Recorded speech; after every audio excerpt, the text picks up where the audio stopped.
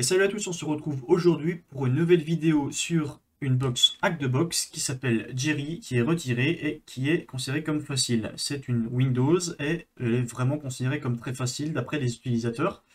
On peut voir ici qu'elle est notée 4,5 sur 5. Ok.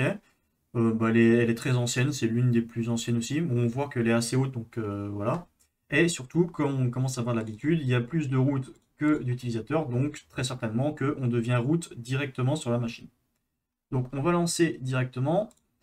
Hop, le petit scan Nmap. On peut commencer par la ping pour vérifier qu'elle est bien accessible. Alors juste avant, n'oublie pas de l'ajouter dans notre fichier etc host.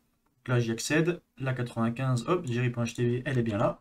On peut la ping pour vérifier qu'elle répond bien, parce que normalement c'est une Windows, elle n'est pas censée répondre au ping, mais peut-être qu'ils ont fait en sorte qu'elle puisse répondre. C'est le cas, elle répond bien, donc on peut lancer directement un scan dessus. Je rappelle, on peut voir ici en haut que en fait scan c'est un alias qui permet de lancer nmap-a pour scanner tous les ports, -minrate pour spécifier d'envoyer au moins 5000 paquets par seconde pour que ce soit beaucoup plus rapide. Sinon, ça prendra beaucoup plus de temps. D'ailleurs, je vous invite à aller voir ma vidéo concernant le scan optimisé de Nmap sur ma chaîne YouTube. Vous en apprendrez un peu plus sur les différentes options qui sont possibles. Et également un script que j'ai développé, que j'avais repris d'un autre GitHub, qui permet d'optimiser, on va dire, les scans sur la box. Bon, alors, je ne l'utilise pas actuellement parce que ça ne me sert pas à grand chose, mais c'est vraiment pas trop mal dans des cas concrets où on n'a pas des scans, on n'a pas des ports, on va dire, un petit peu exotiques. Parce qu'ici, c'est mieux de scanner absolument tous les ports, vu que peut y en avoir certains ports exotiques qui ne sont pas censés être utilisés, mais qui le sont. Dans la vie réelle, les ports exotiques sont plutôt rares. C'est plutôt du 80, du 80-80, 443, 21, bon, les ports, on va dire, classiques. Alors ici, il a terminé, on voit que finalement, il n'y a qu'un seul port d'ouvert, qui est le 80-80, qui est un serveur Apache Tomcat, et on a la version de Tomcat. Donc on peut aller directement faire un tour dessus pour voir ce qui se passe. http jerry.htb. Alors effectivement, ça va prendre un peu de temps, je ne sais pas pourquoi. Dans le cas où ça prend trop de temps, on se retrouve juste après. Effectivement, c'est moi qui suis débile, en fait, forcément c'est 80-80. Si je vais sur le port 80, il ne va pas répondre beaucoup. Alors, Apache Tomcat, donc c'est bien du 7.0.88. Bon, c'est la page de base, il n'y a pas grand-chose à faire. Alors, si vous ne connaissez pas Tomcat, vous pouvez aller sur Actrix, qui donne des astuces au niveau de Tomcat. Alors, Actrix, c'est une sorte de blog de pentest qui donne pas mal d'astuces pour l'énumération, pour l'exploitation. C'est vraiment pas mal. Là, ils ont une page justement Tomcat qui donne quelques, on va dire, les astuces les plus classiques pour commencer à énumérer un service. Donc voilà, ils disent que ça tourne la plupart du temps sur le port 80-80. Une erreur, ça ressemble à ça. Pour avoir la numéro de version, on peut y accéder avec un cœur. Bon, nous, en l'occurrence, on l'a déjà, donc on s'en fout un peu. Et il y a des fichiers, enfin des endroits qui peuvent être intéressants, notamment le /manager et le /host manager. Ok. Par contre, si on tente d'accéder à cela, potentiellement, il y aura des credentials nécessaires. Donc on peut, par exemple, tenter d'accéder au /manager. On pourrait lancer également un Dearbuster ou un FUF ou quelque chose qui permet d'énumérer les différents dossiers et pages directement sur le site web. Là, si on tente d'accéder à manager, ça prend encore du temps. Pour l'instant, pour le moment, j'ai rien fait de mal, comparé à tout à l'heure où j'avais oublié le 80-80. Voilà, là, on a un access denied. Ok, on n'a pas le droit d'y arriver. Et ils nous disent que on peut utiliser l'utilisateur par défaut Tomcat et le password par défaut secret. Au niveau de Actrix, il nous dit également qu'il y a des credentials par défaut quand on tente d'accéder au manager. Par exemple, admin, Tomcat, machin, bidule. Bon, nous, en l'occurrence, il est spécifié là, donc on va tenter d'y accéder. Ce que je vais faire, c'est que je vais lancer une nouvelle fenêtre Firefox, mais cette fois-ci en navigation privée, pour ne pas qu'on ait les problèmes. Parce que là, en fait, le problème, c'est que j'ai fait la box juste avant. Et au niveau des cookies, ça a dû garder. Pourtant, je ne peux pas supprimer les cookies. Mais ça a dû garder le fait que je me sois trompé dans le login. Et du coup, quand on met un login incorrect, ça nous renvoie sur cette page Access Denied. Là, maintenant, si on se rend de nouveau dessus, Normalement, on a une fenêtre comme ça, fenêtre de Basic qui s'ouvre. Donc là, on va tenter le Tomcat et Secret, qui nous ont donné directement ici quand on avait mis quelque chose d'incorrect. On tente de se connecter, et là, on accède bien au manager. Ok. Donc là, on a des applications, ce genre de choses, ok. Là, on peut voir qu'on peut déployer des fichiers de type WAR directement sur la machine, ça peut être intéressant. Alors, qu'est-ce que nous dit Actrix? Une fois qu'on est là, on peut brute force, on s'en fout. Il y a des vulnérabilités. Ouais, ça, c'est pas très intéressant. Passe traversale, RCE. RCE, ça nous intéresse déjà un peu plus. Donc là, apparemment, on a un Tomcat MGR Upload au niveau de Metasploit qui permet d'upload des fichiers .war. On a juste besoin de spécifier le remote host, le remote port, un user, un mot de passe. Faut qu'on soit authentifié, mais nous, tant mieux, vu qu'on a réussi à s'authentifier déjà.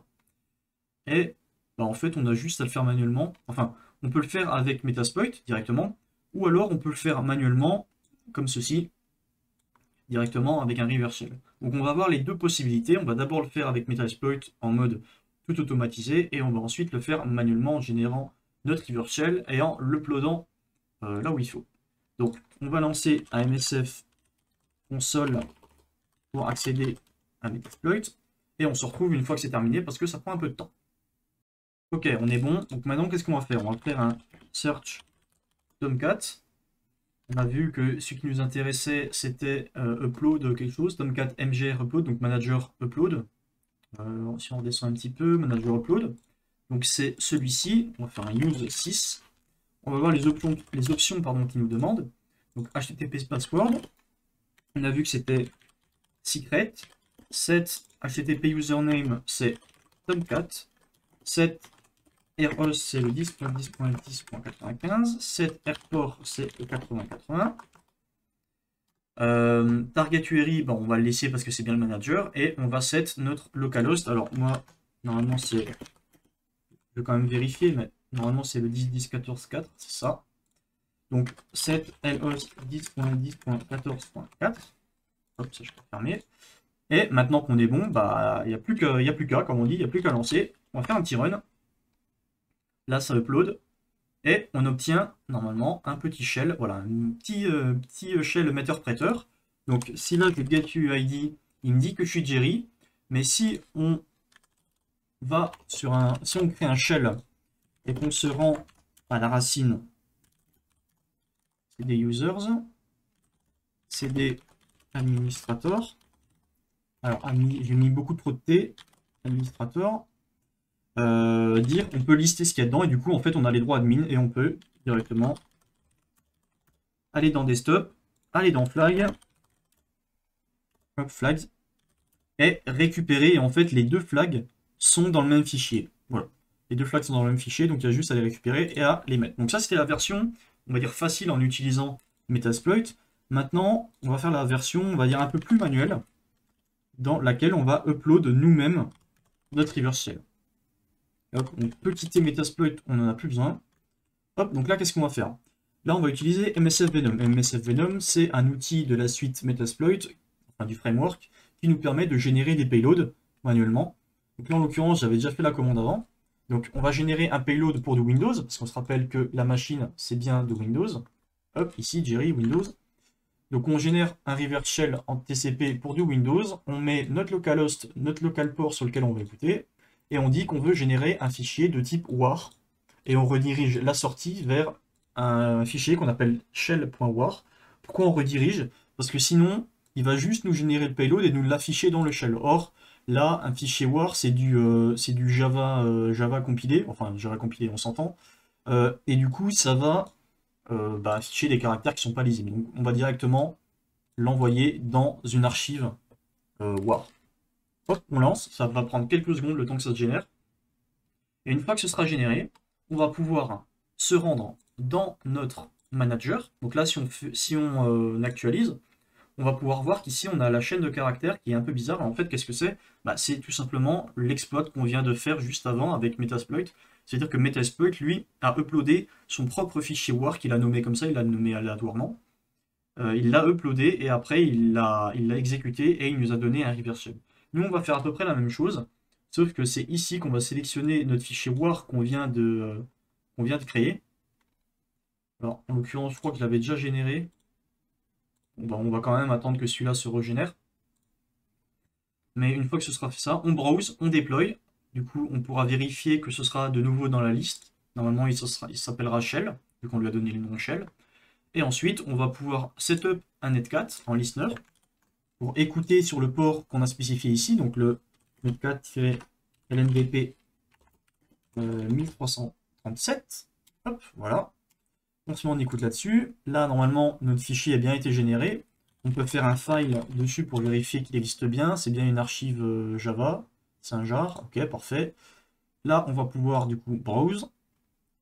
Hop, on spécifie notre shell.war. On le deploy. On vérifie qu'il est bien dans la liste. Et là, normalement, j'ai juste à cliquer dessus. Et mon shell est bien mis. Enfin, mon listener est bien mis. Normalement, dès que je clique dessus, je vais obtenir un reverse shell. Donc là, j'ai cliqué. Je retourne ici. Alors, ça prend un peu de temps. Peut-être que j'ai fait un truc encore mal, je ne sais pas. Est-ce que j'ai bien spécifié? Ouais, normalement, on est bon, hein. Ok, me revoilà. Bon, j'ai galéré un peu parce que comme un débile, j'avais pas capté que j'avais pas mis le bon payload. En fait, c'est du Java qu'il faut mettre pour créer une archive justement WAR. Donc, on respécifie correctement ce qu'on avait. On se remet en listener correctement. Et une fois qu'on aura généré, normalement, ça va être un peu plus rapide parce qu'il y a moins de choses à générer pour que ce soit une archive WAR. Donc, soit le payload au niveau du Java. Et une fois qu'on a fait ça, normalement, on retourne dans le manager. Ici, on a notre fameux shell, et là, je ne vais pas le re-upload parce que c'est exactement ce qu'on a fait avant, mais on a juste à recliquer dessus, paf. Et là, cette fois-ci, j'obtiens bien mon reverse shell. Si je fais un petit wami, je suis NT Authority System et je peux retourner là où j'étais et récupérer mes flags. Voilà, j'espère que cette vidéo vous aura plu. N'hésitez pas à laisser un petit pouce bleu, à vous abonner pour être au courant des prochaines vidéos, et on se dit à la prochaine. Allez, bye bye.